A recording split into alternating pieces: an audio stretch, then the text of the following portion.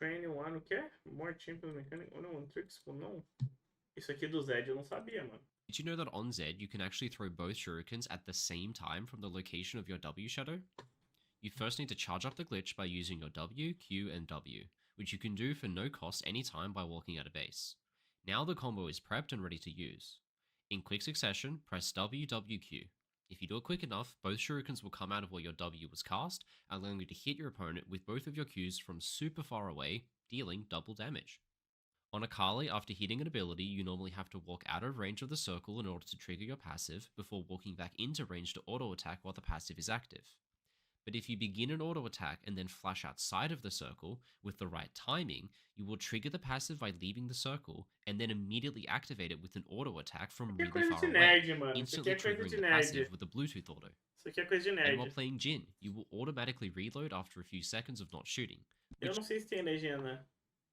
Which is super annoying if you want to walk around with the threat of a fourth shot. But did you know that using an ability instantly refreshes the timer of when you will begin to reload? So just before you're about to reload, you can just drop a trap on the floor and hold onto that fourth shot for longer until you find somebody to use it on. Também não sabia. And on Nami, her W has some pretty interesting interactions that are important for the laning phase. Firstly, her W has a slightly longer range when it bounces than what it does when you target someone themselves. So you can poke your opponent from further away by self-casting W than you can by using W on them and having to close the distance a bit.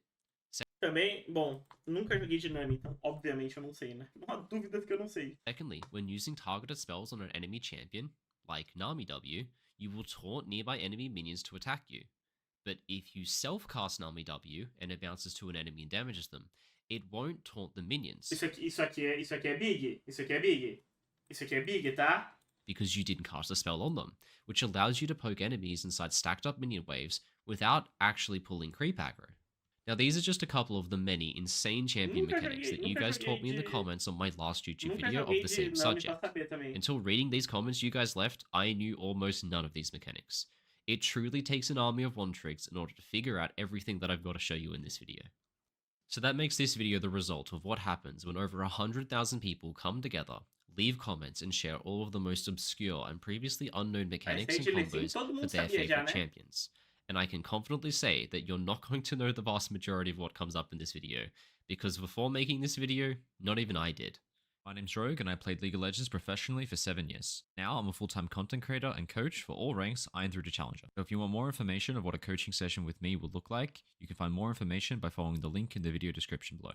And while you're in the description, you'll also find the link to my Patreon, where I post all of the recordings of my best coaching sessions in full, with almost 1,000 hours of content currently available, all sorted by role and rank, including sessions where I coach for professional level teams. You can get a glimpse of what pro level league looks like from the inside.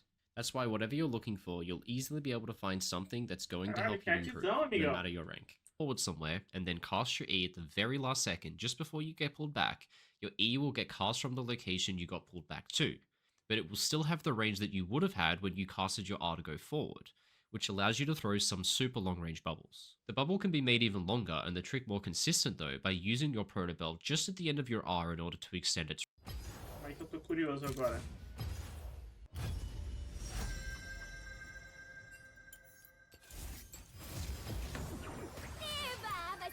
Range before getting snapped back. By far the coolest use of this trick though is by using your ult to place yourself next to a wall. When you No caso ele registra onde tava. Nossa, isso é bug fudido, mano. You snap back, the game will think that you're still standing next to a wall and throwing your E into one, even though you're not, which allows you to hit some insanely long range bubbles that just shouldn't be possible without the use of a wall. On Alistar, your Hex Flash animation is really... Calma aí, vamos ver.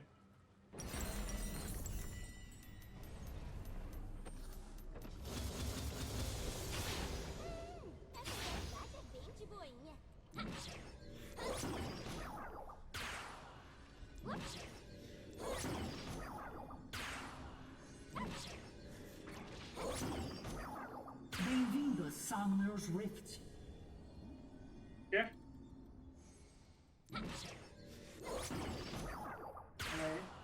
Precisa uma parede? Não, não precisa. Para a liberação das tropas.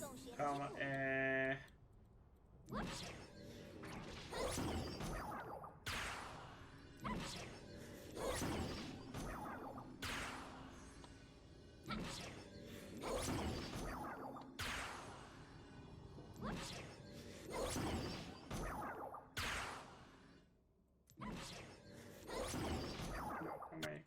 Vou tentar fazer igual ele fez aqui. Tropas liberadas.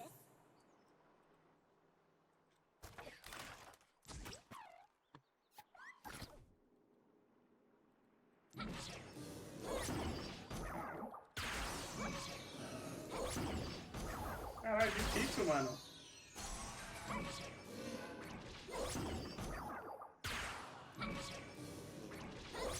Não é fácil essa porra não, velho.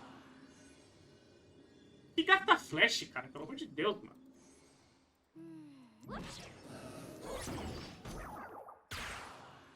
É a direção? Não, mas aqui ele tá na mesma direção que eu tô, ó. Ult to place your city Ele tá snapped back. exatamente na mesma direção que eu tô, By ó. far the coolest use of this trick, though, is by using your ult to place yourself next to a wall. When you snap back, the game will think that you're still standing next to a wall and throwing your E into one, even though... Aí, ó. É só timing, velho. É só timing.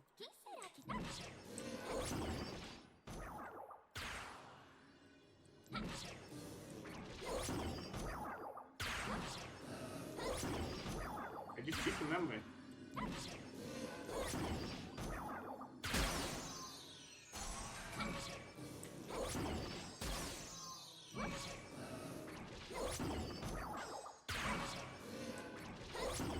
É difícil pra porra, mano.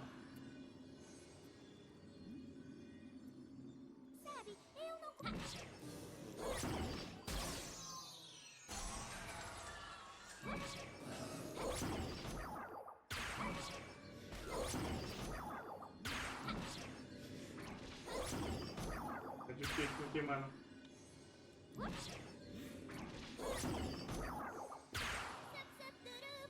Though you're not back, the game will think that you're still standing next to a wall and throwing your E into one, even though you're not, which allows you to hit some insanely long-range bubbles that just shouldn't be possible without the use of a wall. Acho que é difícil mesmo só usar.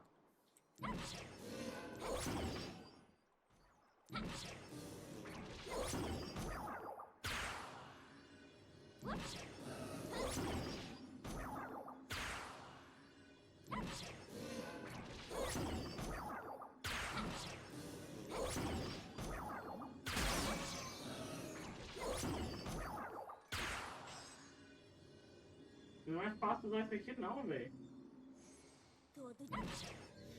Não, guys, eu não consegui usar. A animação tem que sair da volta.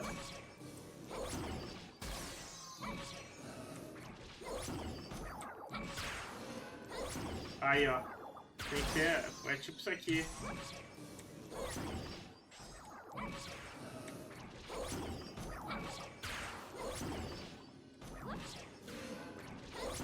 Consegui fazer só uma vez.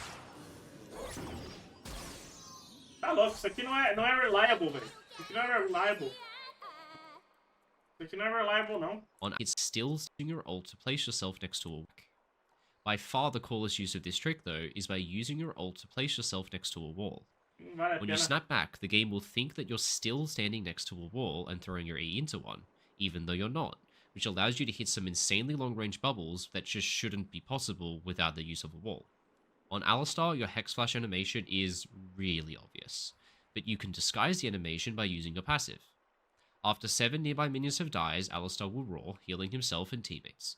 This roar animation plays and overrides Hex Flash, so when the 7th minion is about to die in the lane, you can activate Hex Flash, then your passive will proc, disguising the animation of your Hex Flash, allowing you to essentially Hex Flash into your opponent's face without them even knowing.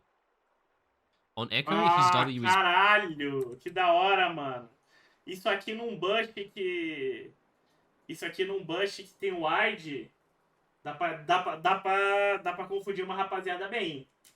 Then your passive will proc, disguising the animation of your Hex Flash, allowing Isso you é de um to detalhe essentially... bizarro, mas isso numa partida competitiva pode ser a diferença entre uma kill e um snowball no bot, entendeu?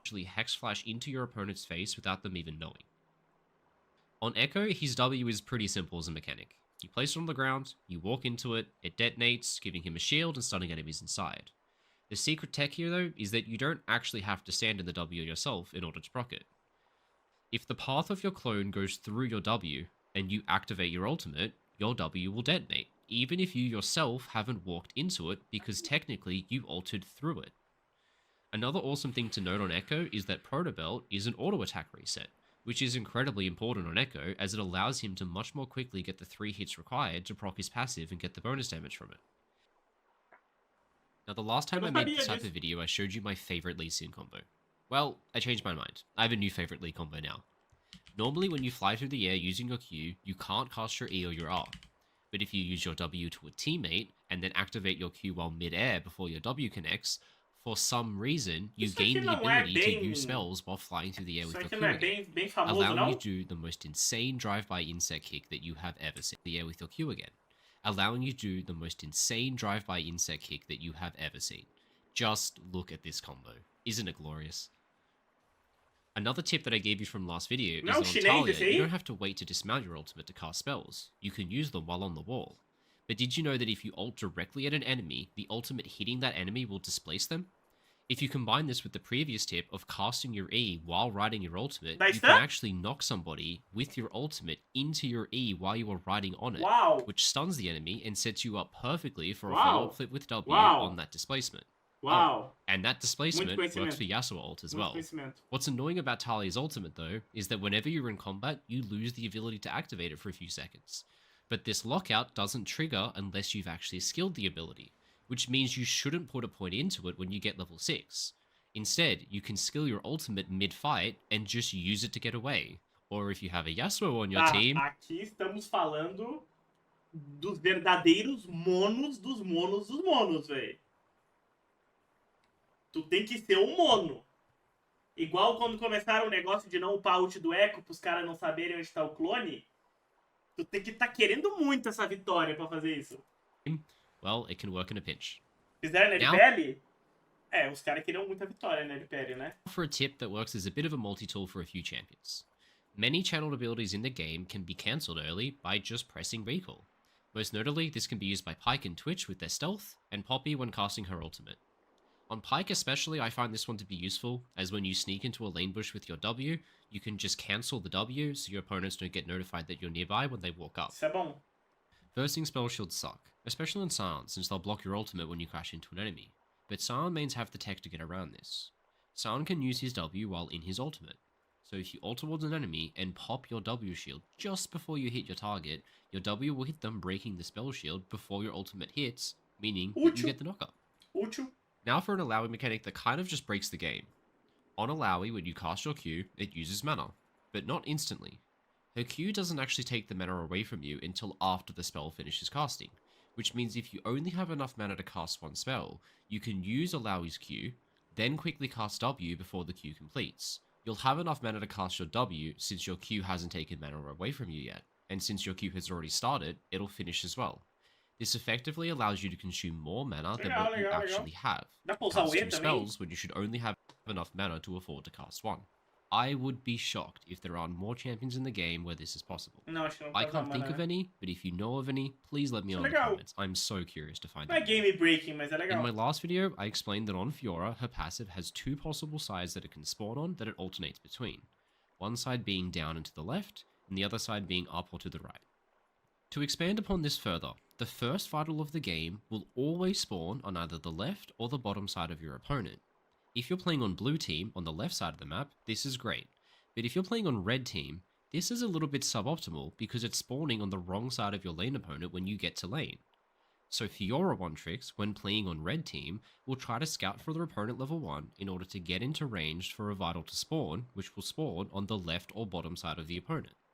Now since that vital spawned, and the vitals alternate between spawns, that means that the next vital when you get to lane will either spawn on the right or to the top of your opponent, which makes it much easier to proc level 1, since when you get to lane, that's the side of your opponent that you'll be standing on.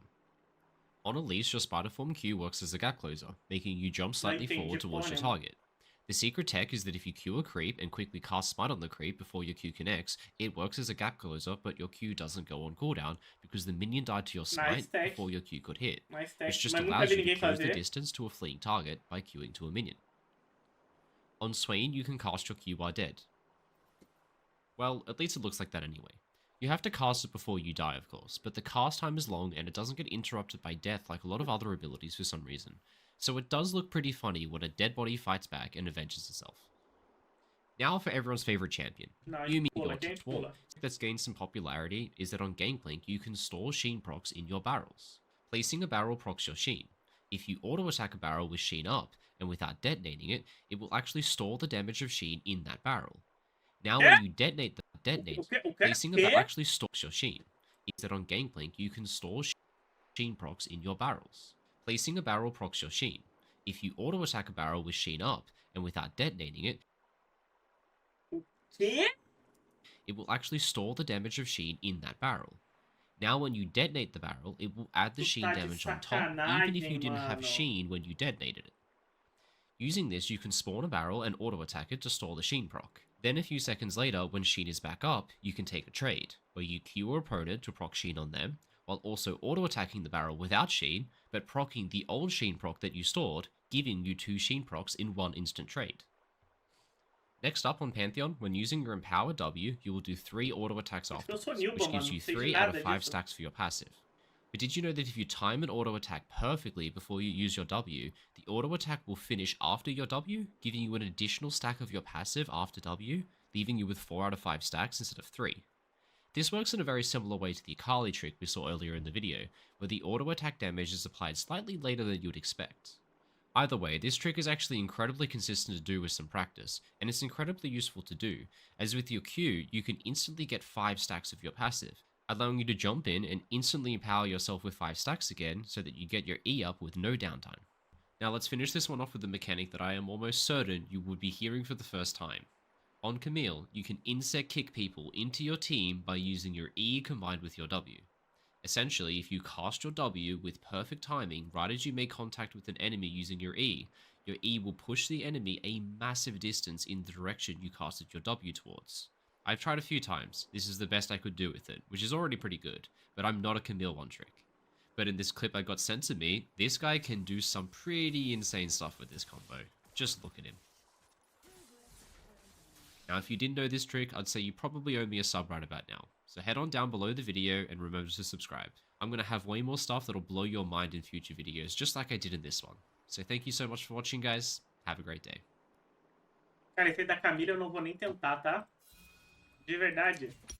Não vou nem tentar.